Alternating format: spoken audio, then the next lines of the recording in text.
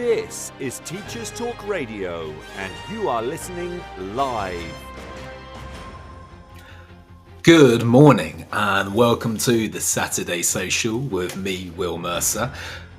We are talking about learners leading their learning.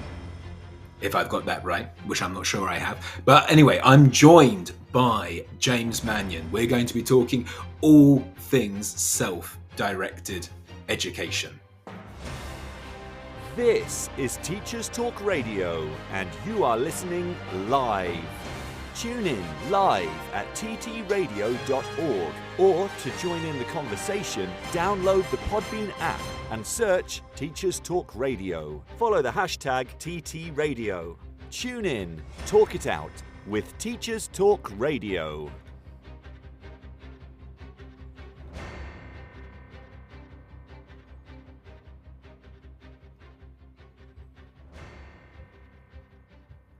In ancient Greece, they told the tale of Sisyphus, the cunning king of Corinth, who was infamous for his trickery, so much so that he even managed to cheat death twice.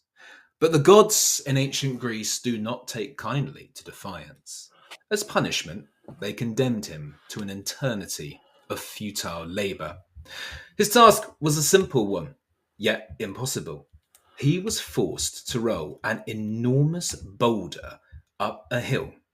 And just when it would reach the top, the rock would slip from his grasp, tumbling back down to the bottom. And so he would have to begin again, over and over, endlessly, without rest or reward. Many people see Sisyphus as a symbol of the human struggle, the feeling of working tirelessly, only to see our efforts undone at the last moment. And if you've ever been in a classroom, that might just sound familiar.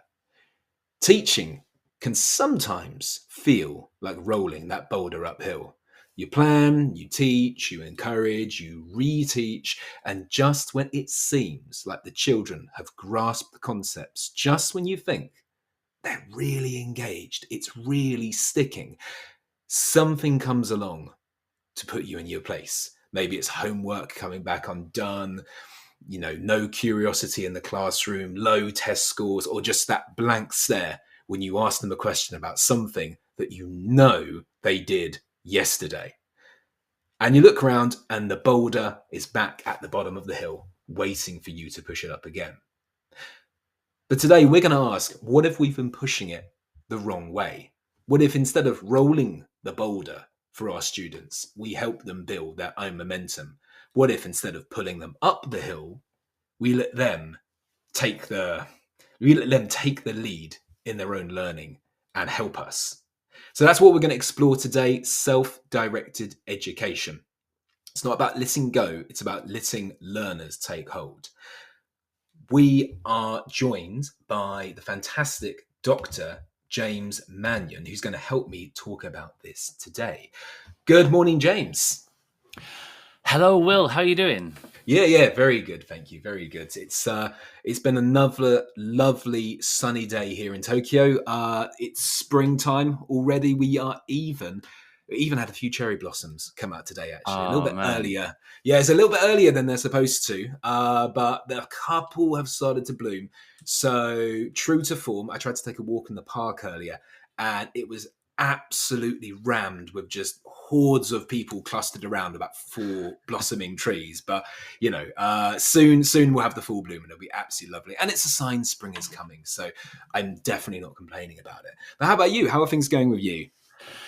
Yeah, I'm really well, thank you. The sun has been pretty good here for a good while. I'm not so madly jealous of your Japanese blossom, because we've also, some daffodils are poking through and what have you. We've crocuses here and there. That lovely bit of when that first sign of spring, when you see people doing that sort of thing where they just close their eyes and lift their face to the sun, the first time that you feel the warmth of the sun for the year, it's really lovely. When you see that mysterious yellow object in the sky and you say, what's that? Oh, yes. Indeed. All right. Well, that's lovely. Well, that starts us off on a very nice, optimistic note, which is great.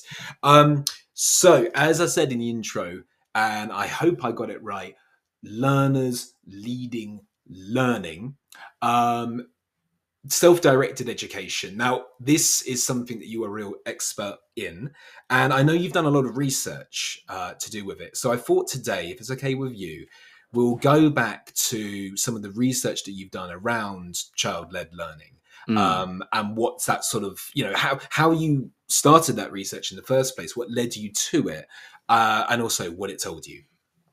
Yeah, sure. Yeah, thank you. So, yeah, I mean, learning in schools is generally not very child-led, is it? Let's just start by saying that it's very much a situation where teachers, the adults, set the agenda for what needs to be learned, when, and how, and so on.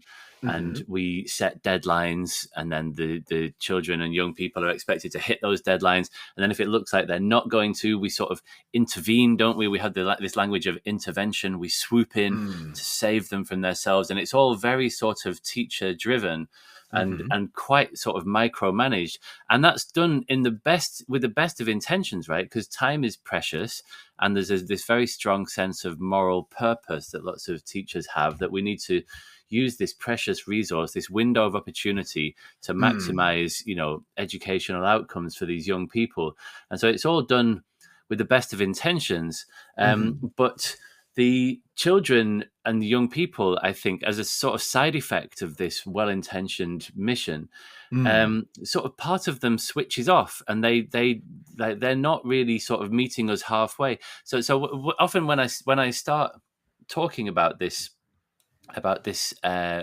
world of self-regulated learning, I often start by saying, that if you could wave a magic wand, or if you could snap your fingers and change one thing about your learners to make them more effective learners, what would that be? I'll ask that to you now. If you think about your kids, either in Japan or perhaps in schools that you've worked in before, what would you like to see more of or less of in your learners? Oh, great. And this is, can I only have one thing? No, you can have a few if you like. Oh, brilliant. I can be greedy. Great. Yeah, oh, gosh. Okay. So I'm, just for people listening, I'm thinking of the primary, I teach in primary schools. That's the context I'm thinking in. What do I want to see from learners? I want to see, I guess, like every teacher, I'm looking for enthusiasm. I'm looking for engagement, which is not to say I don't see it. I very much do. But I think, like most teachers, I have the certain, for want of a better term, the usual suspects. You have those certain children who just, for whatever reason, they like school. They like coming in. They like learning. They like listening to the teacher. They like reading up things. They like coming in and saying, "Oh, Mr. Mercer, I learned this over the weekend. Can I tell it to everyone?" Yeah, those sorts of children. And I guess I would hope that maybe not, I'm not saying every child will be the same, but I want to see that level of engagement, that level of enthusiasm, and that energy. A lot of E words going on here. Enthusiasm, engagement, energy. Yeah. I want to see that energy coming from the children, because I've always felt one thing that's magical about teaching, and it's just as true now as it was the day I started, is we've all had those Mondays or those Tuesdays where you go in and it's grey and it's miserable, and you are not, you've planned your lessons, you know what's going to happen for the day, but you are just not, you don't have that drive yourself. But then a child or some children will come in and they bring the energy, and you feel your mood and your own enthusiasm. You feel your curiosity getting sparked by theirs. So I'm being very long-winded here. I'm going to be very succinct now. I'd say it's that enthusiasm, that engagement from as many children as possible for as much of what we're learning about as possible. Yes. And then if I can just ask you a follow-up question on that, the flip side of that. So that's what you would want to see. What do you see in place of that? Okay. So I think, again, a bit more of my own context. I taught for years in a state school in the UK, using the national curriculum. More recently, I'm teaching in an IB school, in an international school. So I've I've got different models in my head here. But what do I see, especially what's common between them? I think what I do sometimes see is children who I know have ideas. And I know it's not that they don't understand what's going on.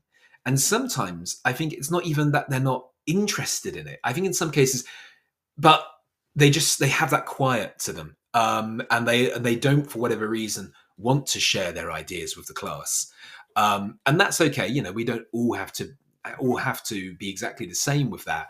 But there are some children who I know have got something to say, and they don't take the moment to find their voice. Well, I tell you what, actually, what I really let me answer a slightly different question, which I think will help me with what I'm trying to say. What I don't like to see is children and their parents telling me, oh, they don't talk, Mr. Mercer, because they're a shy boy or they're a shy girl.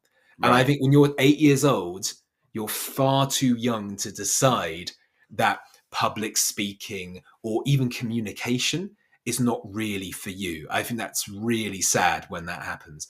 So I think I'm not saying I see that from many, or, you know, from lots of children. I definitely don't, but I do see that. And I feel that's one thing I really try to counteract as early as I can in my classroom. Yeah, great. It's interesting, isn't it? Like, there's something that happens, like with very young children, that reservedness, that sort of inhibition is not there, is it? And they just throw themselves into things, and they fall over and they pick themselves up and they sort of just crack on. And at some point, and the age sort of ranges, but, you know, maybe sort of 8, 9, 10, it gets, I think the effect gets stronger as you move into adolescence, that the kids do become more inhibited, that they become more like afraid of making mistakes, afraid of sort of, you know, they become more socially aware, don't they? They're very, very oriented around what their peers will think and say and do. They start looking around before they answer the question. And when they start doing that, that's sometimes, you know, they're looking over their shoulder, and that's a sign of that. Yes, yeah. And so I've asked this question, right, to literally like tens of thousands of people now over the years. And almost always the answer is a variation on a theme. And it's the stuff that you were talking about earlier: energy, enthusiasm, engagement. People say things like, I wish they were more independent, they were more resilient, more proactive, that they had more self-belief, that they were less risk averse, right? More willing to, and all that stuff. More initiative as well. Yeah. Like, don't wait for me to do it for you, you know. Right. Yeah, exactly. And essentially it's the children doing things, right? So like the children like meeting us halfway, taking the initiative, doing that stuff like you were talking about, describing those kids who are naturally sort of keen and they're good at school, they like to be told that they're good at school, and they're good at playing that game. But there are lots of kids who aren't in that place. And that was very much, to go back to your question, you're asking me about my entry into the profession. Sorry, not into the profession, into this world of self-regulated learning and child-led learning. So I trained as a science teacher, and I'm really into science. You know, my degree's in science. I really like science. But I found that there was a certain proportion of children in my classes who just weren't into science, right? And were very good at letting me know that. And you know, when you're teaching a topic, right, and it's something, you know, in science there are some really quite arcane topics. There's stuff like that, you know, like we're learning about the specific heat capacity of steel today, and you're like, I've taught that dozens of times in my life. I still don't really understand why. It's like the amount of heat, the amount of energy required to increase 1 gram of a substance by 1 degree C or something like that. It's like some really technical thing, but why is that a thing that all these kids need to know? It's not at all obvious. And you could write a very long list of things like that. You know, lots of stuff in chemistry, the reactivity of the halogens, right, the rock cycle, there's all the electromagnets, there's all this stuff that's very sort of technical, and because there's so much of it to cover, you don't really get the chance to sort of to set the context and sort of say, here's why we're learning about a nuclear power station today. It's just sort of like, right, kids, here's 3 things you need to know about a nuclear power station, and then we're going to crack on. And so right. there was, and there was some kids, not all, but there was a significant proportion who would just, that sort of dead-eyed stare that you get. I don't know if you're so familiar, because you're a primary practitioner, aren't you? Oh no, I've seen it. I've seen it. That's sort of just like the 1,000-yard stare. Just like, what Yep. are you talking about? You irrelevant man. Just go away and stop.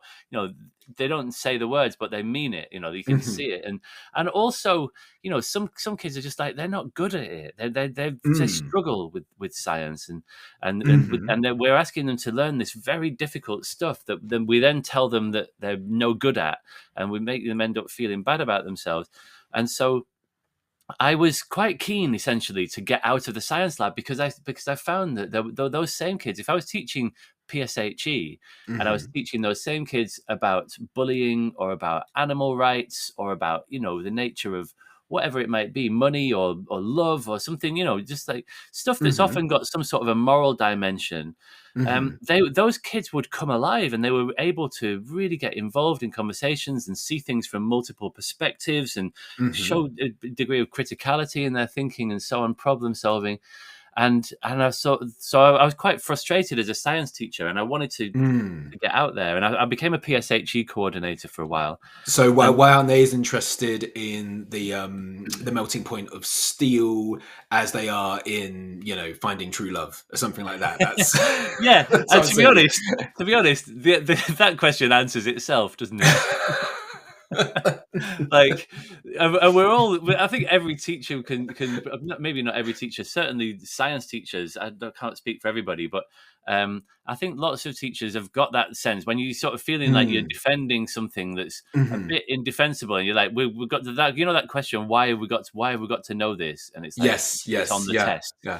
And it's like, there's not really a better answer than that. It's on the test. Specific heat capacity, it might come up in your exam, and you got to pass an exam, and then like, why have we got to pass an exam? Because then you can go to university and get into £50,000 worth of debt, and then you'll be happy. Yes, exactly. We're on a bit of a and then you'll become a teacher and perpetuate the cycle, and then yeah, right. and then you'll be having this conversation. Yeah, right. No, I get the exact same thing. I mean, I think from primary as well. Obviously, our knowledge that the children are learning, it's not as technical. It doesn't tend to be as specific as that. But even in primary, you can get maybe the children don't articulate it quite in the same way, but you definitely sometimes get a sense where they say, "Oh, I like this, so I'm interested in it," and I sit up in the chair and I stand up and I want to know more about it. And then some things I am just bored by. And sometimes they're bored by it before they even have experienced it, if you know what I mean. They maybe they've decided, oh, I don't like maths, so every maths lesson I'm not going to listen in the first place. And that disengagement comes through. But then, I mean, like you say, you do a PSHE lesson or whatever it might be, or I don't know, you're talking about, hey, there's been a problem on the playground recently. What could we do differently as a class to stop that problem happening again? Suddenly everyone's passionately involved, and you want to get that across the curriculum, don't you, for everything? Yeah, right, exactly. And so the way that I now make sense of this is that I think that there are essentially two types of teacher, which is that you've got like type A, which is that like they're interested in, let's call it something like holistic development, like personal development. They're interested in things like oracy, developing confidence, some of that stuff that you were talking about earlier, like confidence in public speaking. To promote mental health and well-being, to promote things like empathy, to help children make friends, right? And all of that sort of that stuff that's sometimes like derided as like 21st century skills, as though it's some sort of wishy-washy nonsense. Things like communication, creativity, critical thinking. Which, to be clear, I don't at all think that stuff is nonsense, although I understand why people struggle with it a bit. Anyway, we could maybe get into that. But so you've got people who are into that sort of more holistic child development stuff, and then you've got subject specialists, right? You've got like people who are just really into science or art or music or PE, and they want to just create the next generation of scientists, musicians, historians, and what have you. And that's great, right? We need both of those types of teachers in the system. But I feel like the system is much more engineered towards the subject specialists and not so much like there's not really a space for those people who are into, like citizenship was a subject for a while. a few years ago. Or there was this amazing course called TARS, Thinking and Reasoning Skills, teaching kids about argumentation and how to spot logical fallacies and how to identify assumptions and what have you, and problem solving and critical thinking.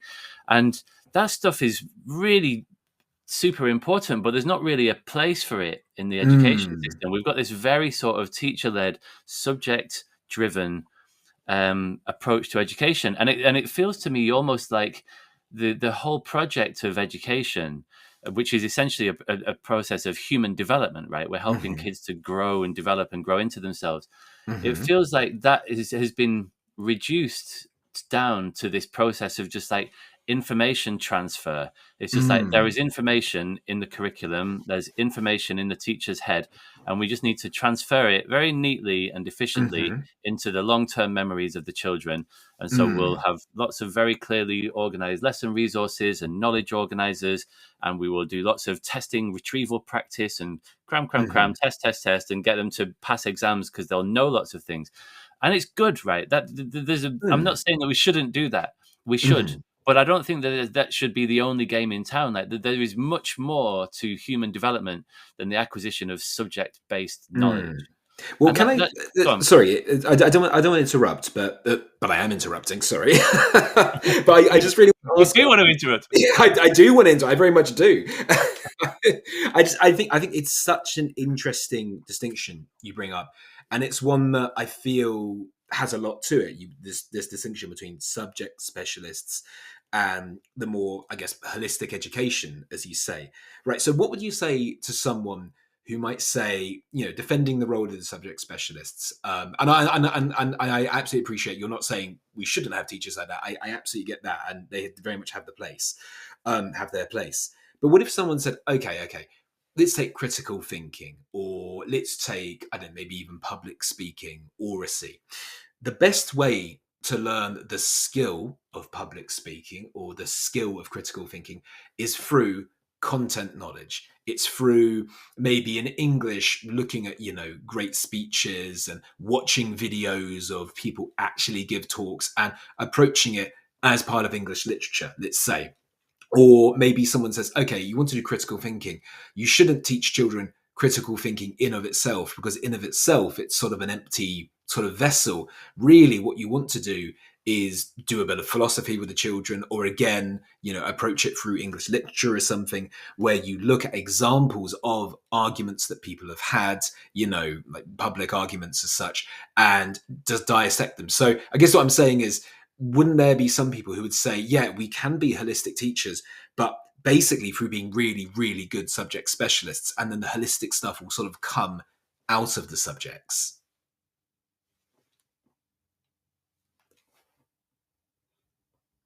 Hi, James, are you there? I beg your pardon. Sorry, I'm muting myself. Oh, that's fine. Sorry. Yes, there. Sorry, I thought I bored you so much you just hung up on me there for a second. No, you're right. There are many such people, right, who make that case. The knowledge rich, especially in England, in the last sort of 10 years or so, that argument has been made ad infinitum, and those people are half right. Right. Of course, it's true to say that you can't think critically or creatively about something that you know nothing about. Right. So like knowledge is the stuff of thought. Knowledge is the stuff that you think with. That's true. But equally, you were saying like to be an effective public speaker, you need to know a lot of stuff. I think we can all think of, people who are very knowledgeable, but who are terrible public speakers, right? And so clearly that's not enough. That's not enough. And I'm very much immersed in the world of oracy. I work for an organization called Oracy Cambridge. I train people in oracy and so on. And my own oracy skills have improved enormously as a result of that work. And I now, often give public presentations to people, and I don't even get a flicker of nerves now. It's just so normal. It's just a not thing. But I remember, 20 years ago, my first ever time of public speaking, I think I recall it was at university, and I was using one of those overhead projectors, which sort of, magnifies things up onto the wall. And I remember my hand was shaking so much as I was sort of changing these acetate sheets, and that shaking was being magnified, and my nervousness was being like amplified throughout this lecture theatre. And it was terrifying, and you can sort of understand why that is. But if you want to get good at public speaking, you need to practice. You need to do it, right? Right. So of course you want to be talking about stuff that you know something about, but that's not the whole picture. And you could extend that to critical thinking.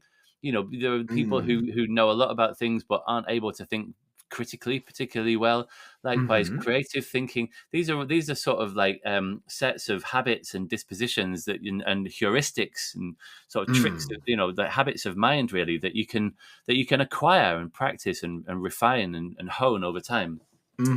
And so the knowledge rich stuff is half right. And so anyway, so to come back to like my entry into this, so I was this frustrated science teacher, and then I was working at this school, secondary school in the UK. Very difficult situation in many ways. It was an amazing school, but there were very high levels of disadvantage. There was a history of declining results. The GCSE results were really not good at all for a school of our nature, and we'd just been placed into special measures by the inspectors. And we had a new head teacher come in who is a brilliant guy, Stuart McLaughlin, who wanted to do the quick fixes that get you out of special measures, but also wanted to implement sort of long-term cultural change at the school. And this was back in 2010. And one of the things that he did was to implement a Year 7 taught course, a learning to learn course, as it was called at the time. There was a lot of that around at that time, and in the 2000s in the UK and around the world. And it goes under many names: learning to learn, learner effectiveness. Like internationally, it's often called competency-based learning, or self-regulated learning, child-led learning. Essentially, it's this broader stuff. It's the stuff that sits around that knowledge base. It's like the broader personal development stuff. And so I applied to join this team of 5 teachers, and that was important actually. The fact that there was an application process, and so we were all those holistic teachers, right? So they got the right teachers in the right place. Because often what happens with things like this, one of the ways in which learning to learn initiatives have gone wrong in the past, is that they get backfilled. They get given to teachers who just got a bit of time on their timetable. They sometimes call them skeptical conscripts. Right. Yes. Right. People who've just been sort of kicked up the backside and told just get in there and make do. It doesn't work when you do that. Clearly that those teachers aren't into that. And there were some brilliant teachers at our school who thought that they were into learning to learn, and then when they got in that classroom, they were like, actually, do you know what? I'm a science teacher. I've come to realize I'm more comfortable teaching science. This is all a bit difficult, and you have to have quite a sort of a high tolerance for chaos in a learning to learn classroom. There's lots of like project based learning going on. There's lots of like kids walking around and leading their own learning and like going and getting their own resources, changing who they're going to work with, and so on. And so it's like not everybody's comfortable with that way of working, and that's fine. I'm not suggesting that that's the way that you should teach subject learning. I think if you're teaching subject learning, sitting in rows and having it very teacher-led is the most efficient thing. But if you want to develop children's ability to learn independently, they have to have a little bit more of a degree of freedom. They have to have the independence, right? The practice makes perfect. If you want it to be more independent, they have to have the space in which to be independent. Of course, right, and they have to be able to take risks and fail and learn what that feels like. Then they learn through experience, and that's so. If you think about learning to drive, say, like you could probably do a fairly decent job of sitting somebody at a desk and explaining to them how driving works, right? You could have little models of the pedals and the gear stick and explain, but they're not going to learn to drive, are they? Like you need to learn to drive by sitting in a car, ideally somewhere safe at first, and And actually, through the experience of doing it and the responsibility that comes with that, right? And knowing how it feels when you stall, or how it feels when you do that bunny hopping thing or whatever, and thinking, oh, right, okay, that I got that sense that the clutch was too low or too high or something. And so you learn that stuff through experience. And so we need to, I think that we need to have a space in schools where we give kids the time to do this stuff alongside subject learning, so that they can learn how to learn stuff under their own steam. And so that's what happened at this school. We had so it was an incredible thing. We were given 5 lessons a week with the whole of year 7. And we were told that we could do with that time whatever we wanted. A huge amount of trust was placed in us by the senior team. And they just sort of said, whatever you as a group of professionals think these kids need in order to, become a bit more activated and switched on. And, those words that we were talking about earlier, energetic, enthusiastic, it's all the doing words. It's like verbs, right? It's just like these kids are doing stuff. They're switched on. They're doing things. They're trying things out. And we could talk, if you like, a little bit about what was in those. So 5 lessons a week, and then the curriculum time expanded into years 8 and 9. So over 3 years, those kids took part in over 400 lessons of this learner effectiveness stuff. And if you like, we could talk about the content of those lessons, but just very briefly, just to fast forward to the punchline, if you like, this thing had an amazing impact on those kids. So I studied this as I realized right at this outset that this was an amazing thing that I was a part of, and I wanted to capture it in the most robust way that I could. And so I signed up to do a PhD, and that turned out to be an 8-year study, because we followed 4 cohorts from year 7 through to year 11 at GCSE. Right. There was one control cohort, like the pre-learner effectiveness cohort, and then 3 of these cohorts who went through these lessons. And those kids went on to get the best results that school had ever seen by some margin in their GCSEs across the curriculum. And it was especially beneficial for disadvantaged learners who of course have the most to gain. We closed the disadvantage gap from the bottom up almost completely by the end of year 9, which was unbelievable. And we've since replicated this finding elsewhere.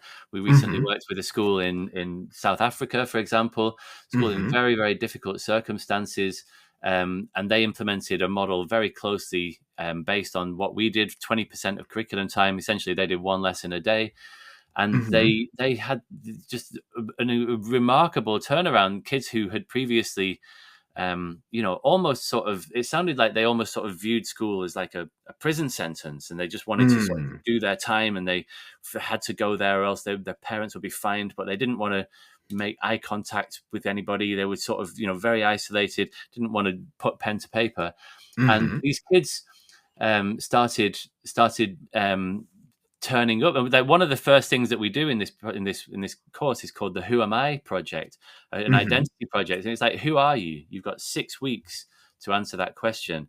And so these kids are sort of coming up and turning up as their authentic self, and they're sort of saying, like, this is me, and this is what's going on in my life, and this is who I am. What's your life like? And so they felt seen and heard and valued and respected. And then, lo and behold, they start, taking more of an interest in their education and feeling like this is a place where I feel like I'm a part of it and that I'm being seen and heard. Fantastic. And go on. Sorry. No, sorry. I was just going to say, James, I'm absolutely going to take you up on your offer from just a moment ago to talk a bit more about those 5 lessons, those 5 weekly lessons. I'm going to give you just a moment to catch your breath before we do so. Meet 2025 BET Award winner Kialo EDU, the 100% free tool for thoughtful, inclusive classroom discussion.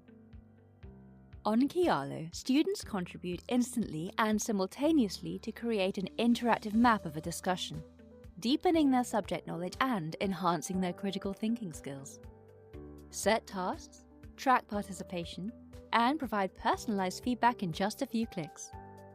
And since it's compatible with all your favorite LMS platforms, it slots seamlessly into your existing workflow. Over 1 million educators and students are already using Kialo to make the world a more thoughtful place. Join them today at kialo-edu.com. This show is brought to you in partnership with John Catt Educational, publishers of professional development books and resources that support great teaching and learning in schools around the world. Don't miss out. Level up your professional development today and visit johncattbookshop.com to explore the full range of titles.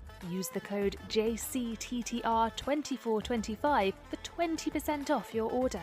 Happy reading. And we're back. I am Will Mercer. This is the Saturday Social, and I'm joined by Dr. James Mannion. We are talking about self-regulated learning. So just a minute ago, James, you were telling us about the study you were a part of where these children in year 7 were having the 5 weekly sessions on leading their own learning. Can you tell us a bit more about the actual content of those lessons? Yes, sure. Yeah. So I mentioned briefly that like project-based learning was a big part of it, and I know that so project-based learning is one of those things that really divides people in education, and I think that like the way that I think of it, other people may disagree, is that like it's not a particularly effective way to learn subject knowledge. Because the kids don't know what they don't know. It's sort of like a divergent bottom-up process, and it's just not going to, get them to pass exams as effectively as teaching them what's on the exam, right? Right. But if you want to develop self-regulated learning, if you want kids who are able to do things under their own steam, then you do need to do that. And so we had project-based learning. So out of those 5 lessons, three of the 5 lessons a week were project-based learning. So we had that first one was a Who Am I project, which is an individual project. It's like, who are you? Like, and so what, that might be that they would make a family tree. They would do like, here's where I live. Here's like photos of me with my friends. Here's like a day in the life of my cat. Here's a letter to my future self, letter to my previous self, like a timeline of my life. Really interesting. And then they would get to, like, at the end of these projects, there was always like a teachable moment. So the kids would have to share something, perhaps with the whole class, perhaps with just a small group of learners, sometimes with an assembly or to parents and carers. And they would share what they'd learned, right? And so they were talking about themselves, first of all, and sort of saying, this is me, this is my life. And, I've worked with quite a few schools who've done this project. And, there are children, for example, who are like from gypsy traveler communities who are sort of talking about their life and stuff that they would previously perhaps have, been like less willing to talk about, less willing to share with other people. But the other kids were like, "Oh my goodness, wow, that's really interesting." And there was a kid who had to go on dialysis machines a lot, and they were like, "Yeah, this is what my life is like." And so it just creates these incredible bonds between the children and young people. Amazing project. Can I ask, with that Who Am I project, how is it presented to the children? I mean, are you giving them a sort of menu of things you could do? You could make a poster, you could make a presentation, you could do this, that, and the other. Or is it more, is it a step back? Is it almost saying, okay, everyone, the project is to do Who Am I, to, come up with something that tells the rest of the class about who you are, and they decide the format it's going to take? Yeah, so it's essentially a hybrid of the two. So we would it's very much a case of stepping back. And that's one of the challenges with this kind of work, is that you have to sort of, what Guy Claxton refers to as like letting the students learn how to flounder intelligently, right? Because at first, so we would give them a brief. It was a 1 sheet of A4 paper. And it's got a list of suggestions on it, right? So it's like, you got 6 weeks to do this Who Am I project. Here's a list of things that you might want to do. And some of those things that I just talked about, family tree, interview a family member, whatever it might be. There's maybe like 10, 15 things on that list. But then we're like, it's over to you, like what you do within these 3 lessons. So they would then have to start sort of like say, well, okay, so first of all, we made a success criteria grid. So the kids decided that they wanted to have grades. We weren't really that bothered about grades, but the kids wanted grades. And so they decided on like pass, merit, distinction, and fail. And they would write their own criteria. So they're like, so how interesting they came up with fail as well. Because I think there are some teachers out there who really struggle with that as an idea, but Sorry, I'm interrupting. That's really interesting. No, right, yeah. So they we sort of like bronze, silver, gold, or whatever. But they were like, yeah, but I remember that conversation. They were like, well, what if we don't do that? Like, there needs to be something less than a pass. And then they would sort of say, so here's what it would look like to just get a bare pass. Here's what I would have to do in to basically, if I'm just phoning it in, if I'm doing the bare minimum, I've done a bit of work here, it's all a bit last minute, that would be a pass. Medium would, a merit would be this, and then distinction would be this. And then we'd sort of say, right, so like you've got 3 lessons a week plus your homework this week. So the kids were like setting their own homework, setting their own classwork, and essentially writing their own lesson plans. And this was a really interesting time, because this was, as I said, the school was in special measures. There's inspectors crawling around everywhere with clipboards and things, and they were coming in and saying, let me see your lesson plans. And we were like, the kids are writing them. The inspectors were really like, they did not understand what they were looking at. Like, it didn't fit on their little rubric. I remember once I got observed around that time in an Ofsted inspection, and she gave at the time it was like satisfactory, good, or outstanding, and she gave my lesson a satisfactory, and I went to meet on because they've been doing these designs. They were making these shelters, this island like project that we were doing, and she said because some of their designs weren't very good, like it was only satisfactory, and I was like, but that wasn't, it's not an art lesson. Like they were planning, they were planning this project. Like, the design of the shelter was not the aim of the lesson, and she changed her grade to good on the back of this conversation. But it was they didn't know what they were looking at, so it was really interesting time.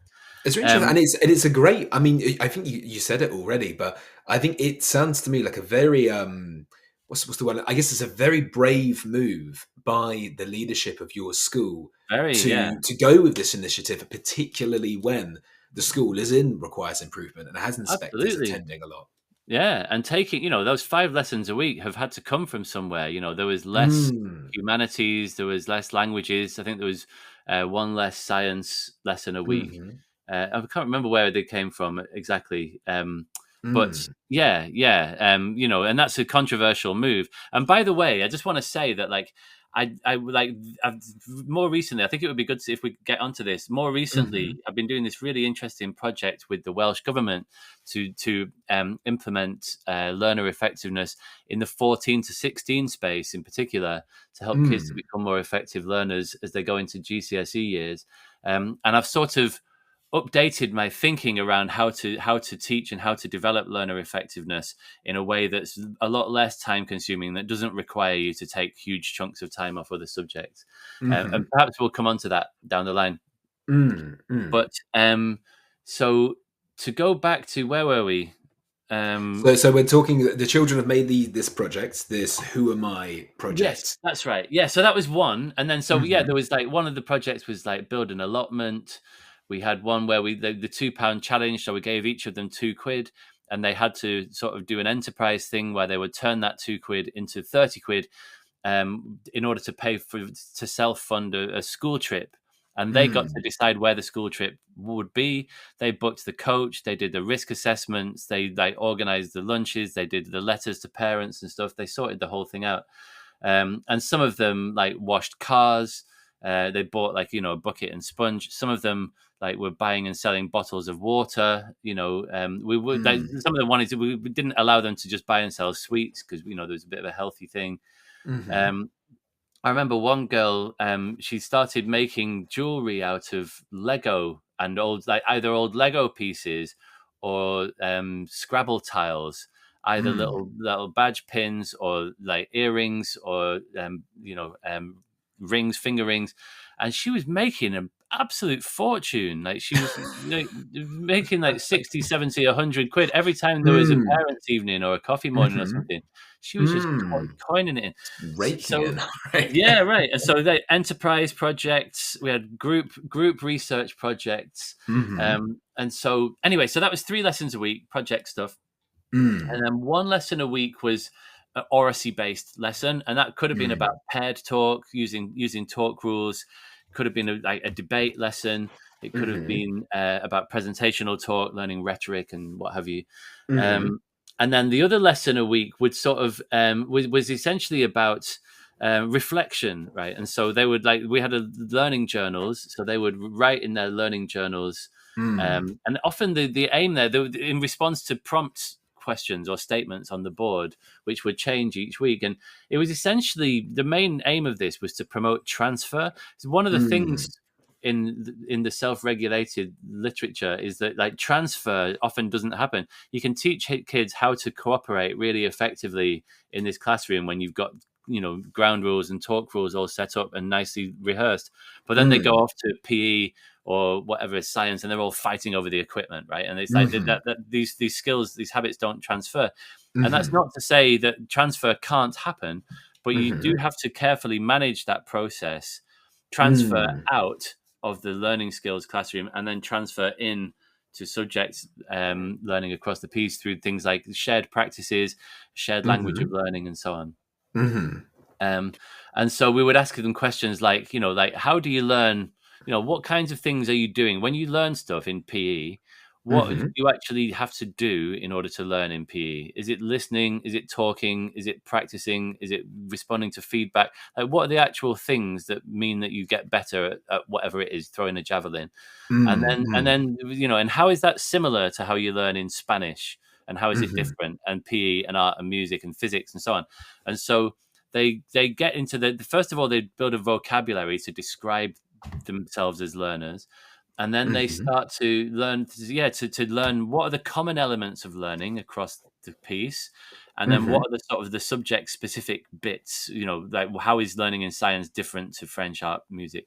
So they would, so we were, lots of that was focused around transfer. And we would start those lessons with like a meditation, mindfulness meditation, or sometimes like a guided visualization, just to chill their boots and to just get them into a nice, slower frame of mind, just to sort of to calm down. And we would lower the lights in the room, draw the curtains, just get them just do a little 5 or 10 minute meditation, which the kids really came to value a lot.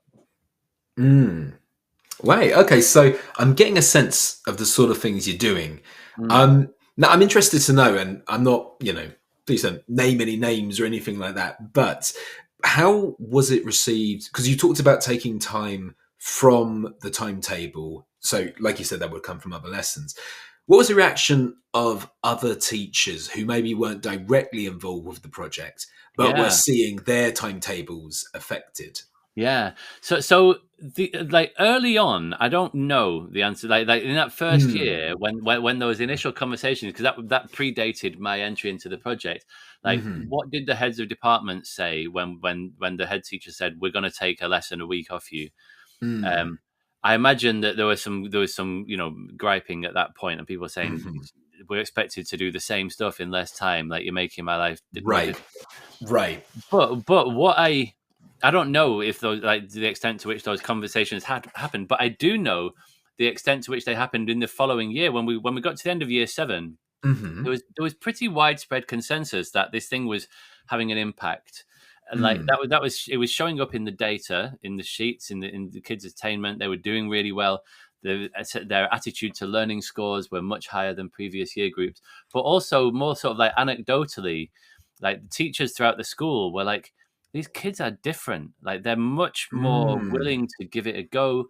They're much more willing to take on leadership roles and to do presentations.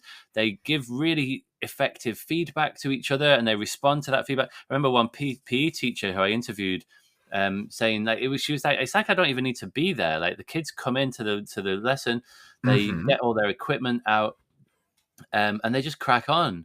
And so anecdotally, there was this sense that it was the previous cohorts they had been much more sort of just dependent on the teacher. Everything had to be spoon fed and broken down into bite-sized pieces.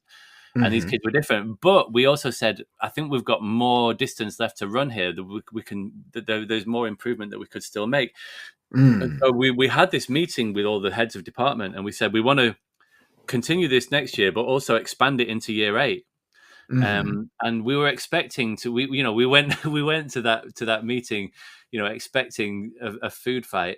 and it was just pushing at an open door. Like people were just like open to it, and again, and then the curriculum time expanded again the following year into year 9, and again there was no resistance, and it was really interesting that tells its own story. That, I mean, like you say, if you're pushing at an open door, well, that tells you a lot about how it's perceived in the school and the wider effectiveness of it.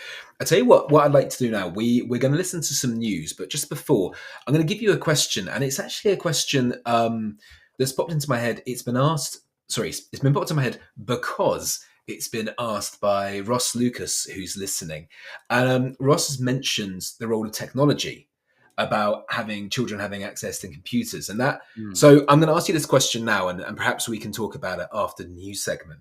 But I'm interested about the role of technology in all of this, because when I've seen student-led learning done, especially around topic work, it often comes on down to research. And that often comes down to the use of technology. And of course, I mean, you said this research was being done over 10 years ago. I wonder maybe the pictures on that has changed quite a lot. And I'd love to get your thoughts on that. Yeah. Okay. This is Teachers Talk Radio, and this is Teachers Talk Radio News.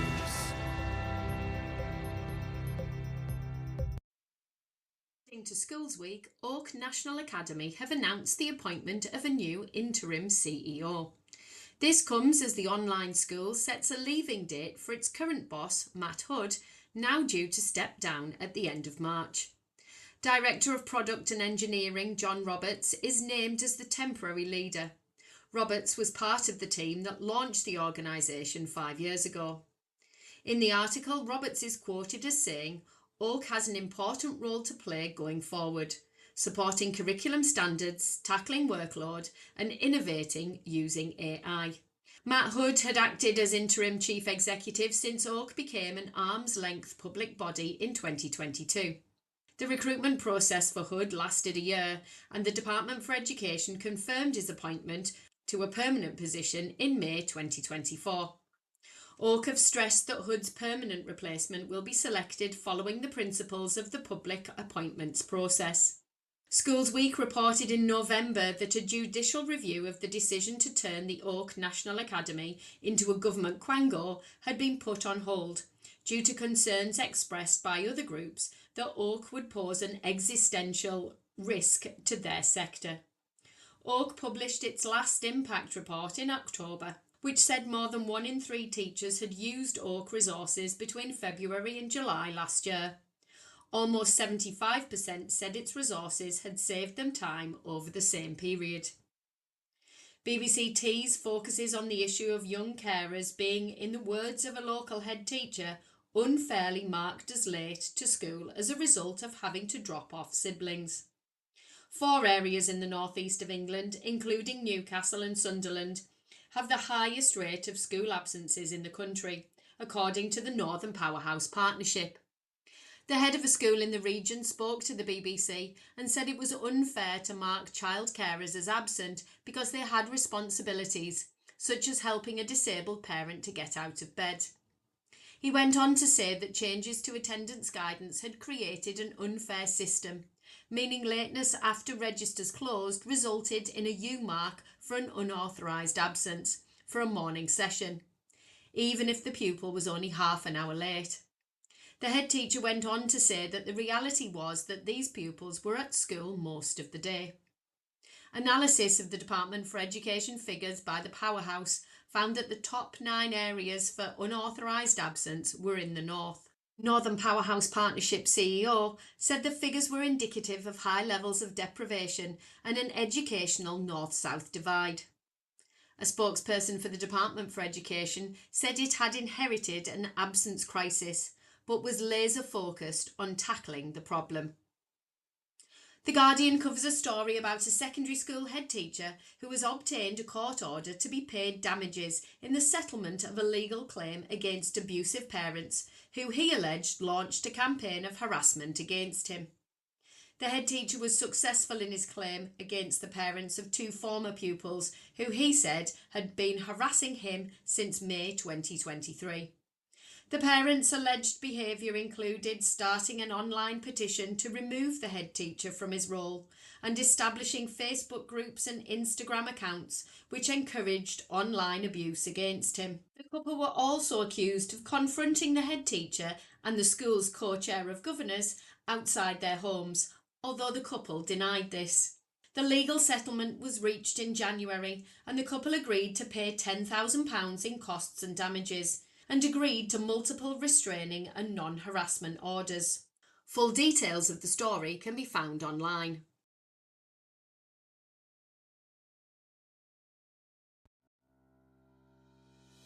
Meet 2025 BET Award winner Kialo EDU, the 100% free tool for thoughtful, inclusive classroom discussion.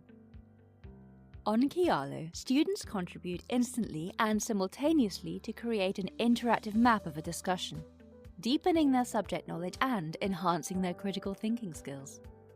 Set tasks, track participation, and provide personalized feedback in just a few clicks. And since it's compatible with all your favorite LMS platforms, it slots seamlessly into your existing workflow. Over 1 million educators and students are already using Kialo to make the world a more thoughtful place. Join them today at kialo-edu.com. This show is brought to you in partnership with John Catt Educational, publishers of professional development books and resources that support great teaching and learning in schools around the world. Don't miss out. Level up your professional development today and visit johncattbookshop.com to explore the full range of titles. Use the code JCTTR2425 for 20% off your order. Happy reading. And welcome back to the Saturday Social with me, Will Mercer, where I'm joined by Dr. James Mannion, talking about all things learner-directed learning, or self-regulated learning, I should say. That's a much better way of putting it. So just before the news, James, I was asking you a question asked by one of our listeners about the role of technology in all of this. And I tell you why, it seemed to me a very pressing question, because I think, depending on the schools we work in, some schools already have systems where, every child will have a device, or, they'll have a IT lab or whatever it is. They're using more and more, children are finding out about the world more and more through a screen, through the internet. And I think there's a huge opportunity for child-led learning there. Children can direct their own research in a thoughtful way, and they can find out, there's almost no limit to what they could find out. But of course, that comes with all this attendant dangers and problems, fake news, and them believing the first thing they read and not really understanding what they're coming across, and inappropriate content, and all these sorts of other issues as well. So I just kind of want to get your thoughts on that. Yeah, sure. So there's such a lot to say here. My mind's going in about 5 different directions. One thing is, so in the project that I've been describing, tech didn't play a particularly huge role. And generally, I think I've been fairly tech skeptic over the years. Like I've experimented with various things, but I just often find that, like, not just in education, but in my own life, like it always sort of seems to give with one hand and take away with the other. And things that are described as sort of making our lives effortless and easy, actually I just end up with, cracked screens and forgotten passwords, and the Wi-Fi isn't working, and you just sort of end up getting bogged down in all these sort of technical, like, logistical issues. But AI is changing my views on this. Like there is just such a shift that has happened already in our lives. I think most of the people that I know now, when they're working, they have an AI engine open, a tab open, ChatGPT or Anthropic or whatever it might be. Like it's just such a part of our lives. It's like an effortless thing, and we have to come to a reckoning with that about what does that mean for teachers, right? Like, we know that, like, people have talked about automation for a long time, as though it's just about, like things like driving and, sort of like unskilled labor in some sense, or, like things that aren't like, those like So arms in a car factory or something like that. Yeah. Right, exactly. Yeah, but actually, AI is coming more for like professions, right? Things like pharmacy Right. and law Right. and Right. and and Teaching. let's face it, teaching, right? And they don't get cranky. They doesn't matter if they've been up half the night because their baby's been crying. It doesn't, Mm-hmm. if they've had a coffee or not. Like Mm-hmm. they're very consistent, aren't they? AIs, and they're just Mm-hmm. getting better and better and better all the time.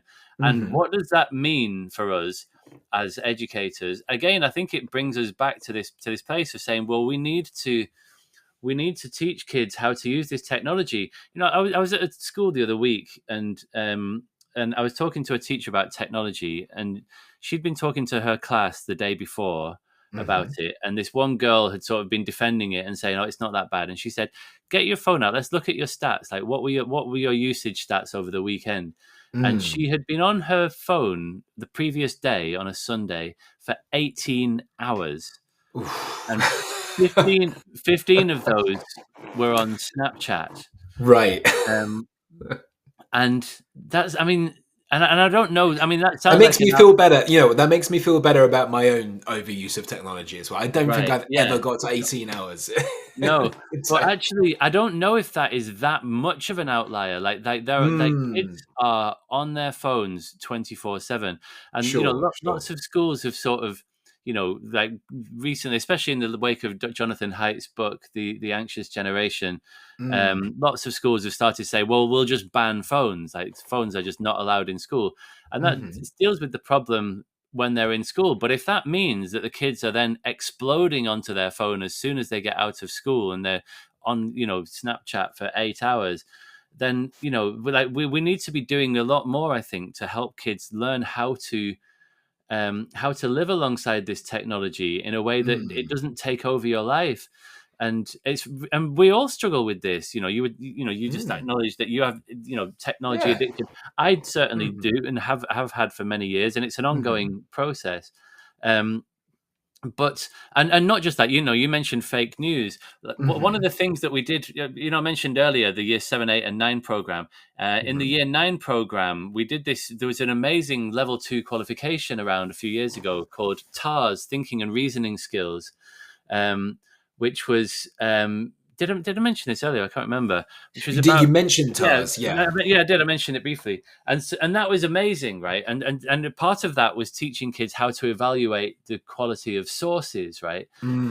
How to identify fake news and to sift through information and disinformation and misinformation and understand that whole world. And there are some countries. Finland's often held up as an example of a country that has done a really good job at teaching their kids about how to navigate this online world and how to recognize that AIs hallucinate, right? They make stuff up all the Mm. time, and you need to be able to fact check stuff, and you need to be able to understand how to navigate that world. And you can teach this stuff. It's a really good Mm. example of a generic skill Mm-hmm. set that you can absolutely teach, and we absolutely should be doing that. But just as a final point, to go back to the idea of kids being able to access information through AIs, through having their own Mm-hmm. individual teacher. I mean, it's going to happen, right? Like that is Mm. going to happen, and we're going to get to the point where people are doing research on this, and the AIs will be getting better results than teachers will, right? Mm-hmm. That's Mm-hmm. going to happen. I don't know when. It could be Mm. within 5 years, but I think that that's going to happen. I think that AIs will be, if teaching subject content is the game that we're playing, Mm. AIs Mm-hmm. are going to be better than us at that. They just are, especially when they've got the ability to tailor what they're doing and to respond to what they're doing. What we might call assessment for learning, which is sort of quite difficult to do with 30 kids and mini whiteboards in a class. If AI is able to do Mm. that, so that they're able to build on each kid and tailor their educational program to what they need, and it's done through some engaging avatar and through dialogue, and the kids responding to it, so it's not just some sort of dead-eyed exchange with a chat room or something. Mm-hmm. Mm-hmm. That's going to happen, and Mm. so we need to rethink the role of teaching in that That touches on something. I was going to ask this, and I mean, maybe that is the answer. But I suppose what someone might say about, if they take child-led learning really at face value, and they say, okay, but will I end up? Let's say I do this. Will I end up with a class? Say I've got 30 children.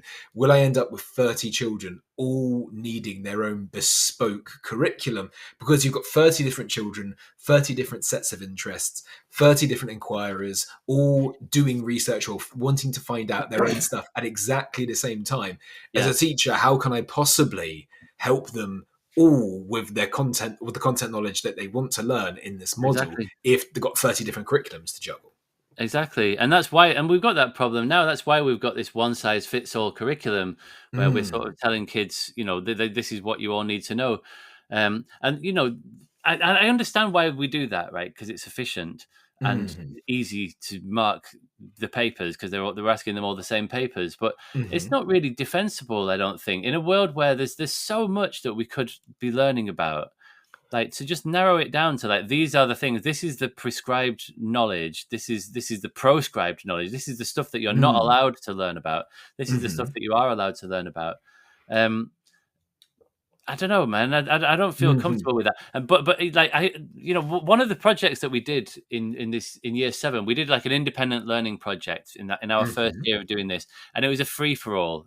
Lots of projects about like football players, pop stars, and it was all a bit like the quality of this isn't really that great. And then the next time we did that project, we sort of said, we took those kids to the library and we said, right, you need to do a project.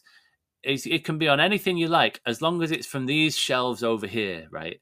And that was stuff that was things like, there was often things that they could potentially study at university, things like archaeology, calligraphy. Lots of kids were really interested in calligraphy, in like the kids doing projects about feminism, about South America. Really, really interesting, diverse range of projects. But it wasn't just like fast cars and pop stars, right? And I think that we could have a curriculum that was a bit more like that, where the kids are choosing from a much broader menu of things that we, as adults, we sort of say, yeah, this is actually, like these are all helpful things to learn about how the world works. But what you study and where you study it and the level at which you study it, right? Like we have a system at the moment where some 11-year-olds are a lot better than some 16-year-olds at maths. But the 11-year-olds are all in the same class with 11-year-olds, and the 16-year-olds likewise. Like, why have we not got stage, not age learning? I suppose this is a sense where if it's going to work really well, it kind of creates its own. The differentiation is sort of done for you, as it were. It's not all on the teacher to sort of predict where children are and to kind of come up with, I don't know, 3 different worksheets or 3 different activities or whatever it might be, or 5 different or whatever it is. Like you say, if they are following their own interest and their own level of understanding, that differentiation, it will happen, but it will be learner produced. Exactly, yeah. And then the role of the teacher, the adult in the room, will then become much more the role of a coach, right? And it's sort of just like saying to the kids, like, what have you been up to? How's it going? Like, what have you found difficult, challenging, frustrating? What might you do next? And by the way, that's exactly what was happening in those learner effectiveness lessons. When kids are all doing those projects. So let's go back to that Who Am I project. They get one piece of paper, 6 weeks to answer this question. Some kids just crack on, right? Those kids who are good at school, they start making a list of stuff and they tick stuff off when they've done it and they understand what a to-do list is and they just get stuff done. And other kids just go, they just like turn to blancmange and they're totally paralyzed before they've never been given that many degrees of freedom before, and they don't know how to hold themselves in that space. And the great temptation is to swoop in, to intervene, to save them, right? The teacher, has a strong sense of that, and there's a really interesting tension within this type of practice, which is like, obviously you don't want them to flounder for 6 weeks and have nothing to show for their time. You don't want to throw them a life raft at the first sign of difficulty. No, absolutely. We would end up having this sort of essentially a coaching type conversation, and we would say, how is it going? What's going on? Like, I remember this one boy, he wanted to do a project about how does a television work, like a cathode ray tube, and his plan was to to get a TV, to pull it apart, find out what all the parts do. And I thought he was just some technical wizard and he was going to be amazing because he'd chosen that as a topic. But actually, he was doing that floundering jellyfish thing. Right. And he couldn't cope and because it was too big. And I remember sort of saying to him, like, why don't you go, those kids over there, they seem to be getting on with lots of stuff. So why don't you just go and sit with them and just notice, like, what are they doing? And then come back in 10 minutes and tell me. And we followed it up. And then he would come back and they say, oh, well, that girl over there, she's done about 8 things so far this week. And she just got a list. She writes things in a list and then she sort of ticks them off as she goes. And I was like, yeah, that's called a to-do list. Never heard of that before. And we were like, no, why don't we try that? Why don't you try that? And then he started listing things. And then he took the idea and ran with it. He started listing all of the components of a TV set. And then he was away with his project, right? And so, but it was just, I didn't tell him, if you ran a lesson, you were like, today, children, we're going to talk about to-do lists. Like, they would just switch up, wouldn't they? But because he needed a tool, he needed some way to organize his workflow. He was like, right, I need that. That's working. Okay, I'm going to use the to-do list. And the opportunity was created by the activity you were doing. Right. I was in a conversation with a colleague a few days ago, and I'm going to I'm going to give him the credit rather than shamelessly pretend it was my own brilliant idea. But he said a phrase that really stuck with me. He was actually talking about something slightly different. He was talking about children learning how to resolve disputes without always needing an adult to step in and sort out an argument that happened on the playground or whatever. And he was talking about ways to facilitate those conversations. And he talked about denying children the chance to fail and denying them the chance to disagree. Yeah. And I think just when he phrased it with the word deny, I suddenly realized what he was getting at. Because to go back to the question you asked me right at the beginning of the show, you said, what do I want to see more from children? There's something else that popped into my head as a few minutes later in response to something you said. And it's not an E word, it's an R word, resilience. And I think that's something that, I can't sort of predict the future or anything, and I'm not going to try and be historical about it and talk about kids these days. But one thing I often hear from colleagues, far more experienced than myself, is this feeling that there are more children who seem to crumple with certain challenges or to be so scared of the possibility of failure, they won't try it in the first place. They'll sort of just kind of fall apart. Well, I guess like you were saying with the boy with the TV, they'll just kind of freeze in the moment. And I think, how do you develop resilience? Well, talking about your analogy earlier of learning to drive, a big part of learning to drive is actually it's stalling the car.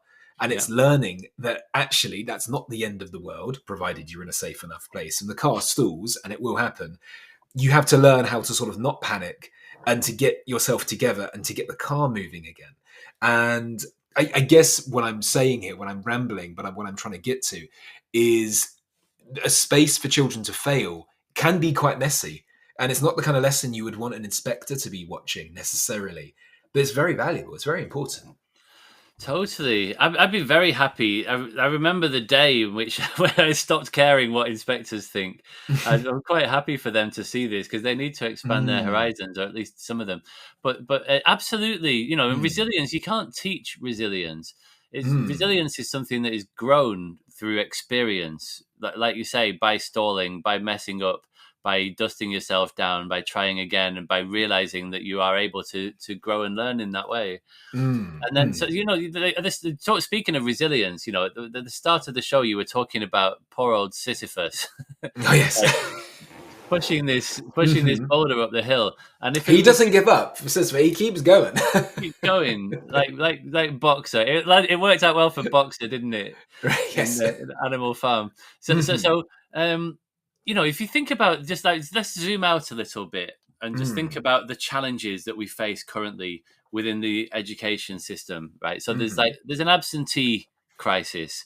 20% of kids are voting with their feet. 20% of kids in this country are now persistent absentees, a number that's growing all the time. And so it's over 2 million kids out of only 9 million, 2 million of them persistent absentees. 150,000 of those are missing more than half their time in school. We have lots of very challenging behavior in school. Lots of kids who are disengaged from learning. disengaged families, parents not, engaging with school. We've got a mental health and well-being crisis, not just among young people, but among adults as well.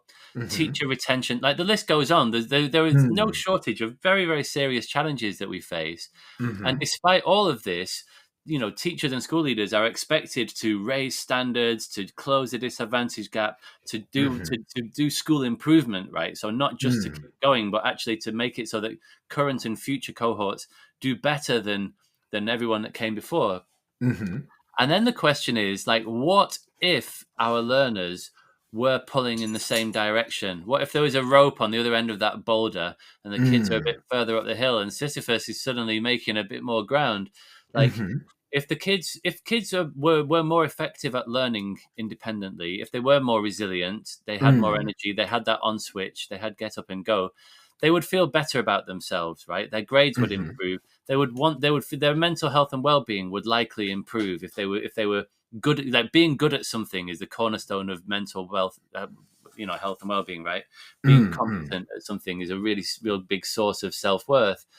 And then they're going to want to attend school more, right? So absenteeism will go down, and teachers would want to be in a system like that because all they want to do is teach kids and have kids learn stuff, right? And so teacher retention would likely improve.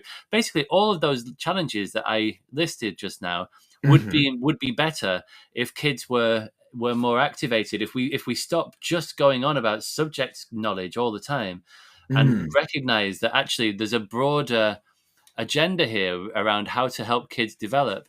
And if I may, if you're happy to do this, I'd quite like to share with you and your listeners this updated model of like how I now think about learner effectiveness, and in a way that's much more like agile and sort of adaptable as a way to think about how to get kids to be better at this stuff. Sure. Well, I'm looking at the time and I very much don't want us to run out mid-conversation. We're going to take a quick moment there and then we'll come back and we'll carry on talking about child-directed learning. Meet 2025 BET Award winner Kialo EDU, the 100% free tool for thoughtful, inclusive classroom discussion. On Kialo, students contribute instantly and simultaneously to create an interactive map of a discussion, deepening their subject knowledge and enhancing their critical thinking skills. Set tasks, track participation, and provide personalized feedback in just a few clicks. And since it's compatible with all your favorite LMS platforms, it slots seamlessly into your existing workflow. Over 1 million educators and students are already using Kialo to make the world a more thoughtful place. Join them today at kialo-edu.com. This show is brought to you in partnership with John Catt Educational, publishers of professional development books and resources that support great teaching and learning in schools around the world. Don't miss out. Level up your professional development today and visit johncattbookshop.com to explore the full range of titles. Use the code JCTTR2425 for 20% off your order. Happy reading. Okay, welcome back to the Saturday Social. I'm Will Mercer. I'm joined by Dr. James Mannion. We are talking about child-led learning. So just before the break, James, if it's okay, I'd love to hear what you have to say. You mentioned just before the break, but before we do, I do have one question, if it's okay. Sure. And it's something that I've been wanting to ask for a while now. And I was thinking of it when you were talking about your example of the project and the children going to, doing their own project about footballers, pop stars, whoever. And then you refined it by having them go to a library and you were showing them sort of an area of the library and saying, okay, your project's going to be based on some books from this area of it. So as I was listening to you, I was thinking, there's a question which I've often thought myself and I've heard other teachers ask, which is, how do you inquire into what you don't know about? So, I can give you a very, very brief example from my own experience. I was doing a unit on space with some children at one point, and I went to it. I decided I would approach it in a very, very inquiry-led way because outer space, it's such a vast topic. There's so many ways you could go with it. Mm. And I said to the children, right, they had these little books. We were going to do research. We were going to make these, we were going to write non-fiction texts basically about an area of space they were interested in. And we started off by doing it just all together as a class. Right, guys, what questions have we got? And they were rubbish, to be honest. So I push into that. Well, let me just say the questions were, they were sort of kind of one word answers, sorts of things. They were valid, they were fine, but they were things like how many planets are in the solar system, or what's next to Mars, or something like that, which is fine. But we had taken quite a long time to set this up and to get these questions out, and it just wasn't a good use of class time. Now I did it again, I did it later, similar situation, but this time we did some initial teaching on the solar system. We covered, what you might call the basics, the structure of it. Then we did the same process. Children were invited to come up with their own inquiry questions they could use to write a non-fiction text about. And because they knew something about the unit, the questions were just much richer, and it worked much, much better. So how do you approach that with, or how would you approach that with children? Yeah, absolutely. So likewise, when I was teaching philosophy lessons, philosophical inquiry, and at first the kids aren't very good at asking philosophical questions, but you can teach them, essentially, you can teach them how to ask good questions. And likewise, you can teach them, like one of the projects that we did in Year 8 was students as researchers. And it was drugs related research. So they had to do a PSHE unit on drugs education. And so they had to go off and research drugs, and they had to actually carry out some research. So like doing some survey, asking people about their understanding of different types of drugs and so on. And so you teach those research skills, right? Like you teach them, like here's what a good question looks like. Here's a non-example. Here's what a bad research question looks like, and this is why it's a bad question.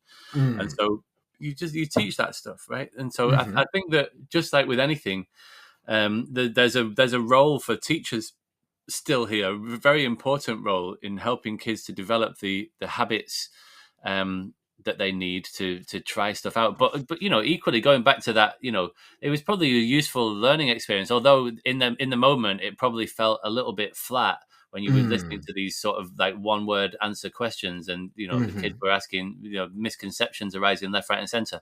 That might have actually been a useful process for them to go through, for them to go, oh, right, we're actually not very good at asking questions at the moment. We don't really know how to inquire about a topic. So like this is now a gap in our understanding that we need to fill. I wish I'd had you there at the time. I would have felt so much better about it. Right. Yeah. So we can teach that stuff. Yeah. Okay. So sorry. So we only have just a few minutes left. But you were saying, sort of putting this all together. So you've done the research project with these children, and then it was extended years 7, 8 into 9. Yeah, that's right. Okay. And sorry, a few minutes ago you said you wanted to talk about a sort of way of framing it all. Yeah. So my thinking has become a little bit refined more recently, where I started to sort of think, well, like this approach that we've developed is great, but it's very difficult to staff. It's difficult to timetable. It's a bit one size fits all. I was never really that comfortable with that, and it's proven to be quite difficult to implement and to implement at scale, certainly. And so I started to think, like, how can we take these ideas and develop an approach that really takes account of the individual strengths and needs of individual learners, that maintains this impact on learning outcomes, but something that's a lot less time consuming for schools, that's easier to implement, and that can be adapted to a range of contexts. And that's this project that I've been doing with Welsh Government recently. And I'm currently 2/3 the way through. So we've got these 12 leadership events that we're doing this side of Easter, where we're essentially sharing these ideas and these resources that the Welsh Government that have been working on with them and with a steering group of people throughout Wales. And it all centers around this understanding of learner effectiveness as something that's multidimensional, right? So like to become an effective learner, and what we're really talking about here is to become an effective human being.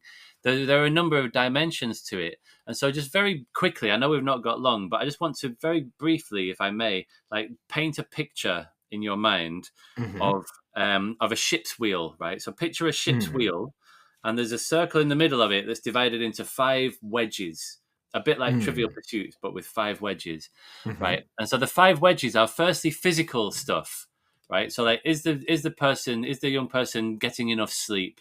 Do they understand about the importance of nutrition? Do they understand about exercise and movement and how their body works and breath work and so on? In my experience, very few kids are getting enough sleep. Lots of kids don't really understand about nutrition and the fact that if they drink a can of energy drink in the morning instead of, you know, having some slow release carbs, that's going to have some consequences for their blood sugar about, you know, 2 hours later, and maybe they'll start getting cranky about 11 o'clock in the morning. They don't really know why. So physical stuff, but also the physical environment. Do you have a quiet study space where you can, you know, distraction free, well lit, comfortable, all your stuff is organized where you can actually crack on and learn effectively? Do you understand about how to organize your equipment and so on? So that's wedge 1 is physical. Wedge 2 is emotional. It's like developing emotional literacy, understanding your feelings, being able to express your feelings, and then developing self-regulation, understanding techniques. So if you're feeling dysregulated, knowing what works for you, mind, body, breath techniques, for example, to help you to feel a little bit more in control. The next wedge we have is habitual, right? And this is like partly about developing effective habits. You know, the to-do list kid who we were talking about earlier, time blocking, workflows, running a calendar with reminders going off, the things that effective learners do. And likewise, dialing down unhealthy habits. If you're a procrastinator, if you have that, you know, bad levels of technology addiction, how can we dial that down? So there's like habit change stuff there. Well, sorry, just to jump in, because anxiety is something people often talk about, or maybe anxious learners and all that. Would that be in the habitual? Is that sort of kind of countering negative thought patterns? Well, that's interesting. So I think like with many of these things, a number of them interrelate. So the anxiety could be partly physical, right? You feel it in your tummy. It's obviously partly emotional. It's partly habitual. I'm in the habit of being anxious. And also in the next wedge, so in the 4th wedge, so we've got physical, emotional, habitual so far. The 4th wedge is relational learning. And I think of that, first of all, on 3 levels. First of all, how do you relate to yourself? Like, do you have like lots of anxious thoughts? Do you have lots of negative self-talk? Do you beat yourself up? Do you sort of tell yourself, I'm rubbish at this, I'm stupid, I'm never going to be any good at this thing? Or perhaps you give yourself a really easy ride, right? And you say, I'm brilliant and I don't need to do anything different. So like, first of all, how do you relate to yourself? Then there's like, how do you relate to others? Are you able to communicate, to listen well, to get on with people that you don't really know very well, or perhaps you don't even like them very much, but are you able to, you know, work effectively with them? And also relating to the wider world. And then we've got the cognitive wedge, the 5th wedge in our circle, which is, you know, the classic stuff that schools are concerned with. Understanding cognition, how do your brain work? How does learning happen? What's the importance of repetition and rehearsal, and in how memories are formed? And also developing cognitive strategies, knowing what works for you. And so there are 5 wedges in the middle. And then around the outside of this, we have the navigational level, the ship's wheel bit, which is about figuring out like where are you now in relation to any of these things: sleep, diet, exercise, tech addiction. Do you keep falling out with your friends? Have you got this chaotic social life, whatever? Where do you want to be? And how might you get from A to B? And the idea is that the kid is standing at the helm, right? We've developed these resources and strategies. So like, how can the kid figure out how to stand at that helm and how to drive their own learning and development? And what it really feels like, going back to that subject thing, just as one final point on this, if you picture that wheel as like a roulette wheel, it feels like schools have put almost all of their chips in the cognitive wedge, right? It's all cognition and memory and learning and retrieval and testing and so on. And of course that's where we want to get to. But if the barriers to learning are elsewhere, in those other areas that we've talked about, physical stuff, if they're not getting enough sleep and so on, then all of the talk about flashcards is not going to help them, because that's not where their barriers to learning are. And that's the dynamic I see in so many of the schools that I've worked in over the years, that we're focusing on all this cognitive stuff, and it's not sticking, it's not working, because there's more to a human being than cognition. Right. So going, full circle back to where we were at the beginning, talking about holistic education, when we're talking about holistic, it's those other parts that maybe, if I'm understanding you, you're saying schools would need to focus on more, because like you say, the barriers to learning may not be purely cognitive. They could be coming from these other places. Right. Yeah, exactly. And what we find is that actually this is not some like anti-cognitive agenda. They do better, right? Like effective learners learn more effectively. And that's what we saw in that project. If you think back to that control group, 400 lessons, the control group therefore had 400 more lessons of subject-based learning. And yet in subsequent measures of subject knowledge, the learning to learn cohorts significantly outperformed them because they were more switched on. They were more able to learn effectively, and their cognition was working better. Their frontal lobes were more online. Brilliant. Honestly, listen, James, I'm really sorry. I'm looking at the time. We're gonna have to finish up there, but I think we could carry on all day. This is fascinating stuff. I've really enjoyed talking to you. It's given me a lot to think about, and I'm sure it has for everyone listening too. Thank you so much. Thank you so much for all your time this morning. You're very welcome. Thank you for the invite. It's been really lovely to chat with you. No problem. My pleasure. Thank you. Okay, that has been the Saturday Social. I've been Will Mercer, joined by James Mannion. And that is, unfortunately, because we are just out of time, the end of our show. You've been listening to Teachers Talk Radio. Tune in live and listen back at ttradio.org. We look forward to hearing from you next time on Teachers Talk Radio.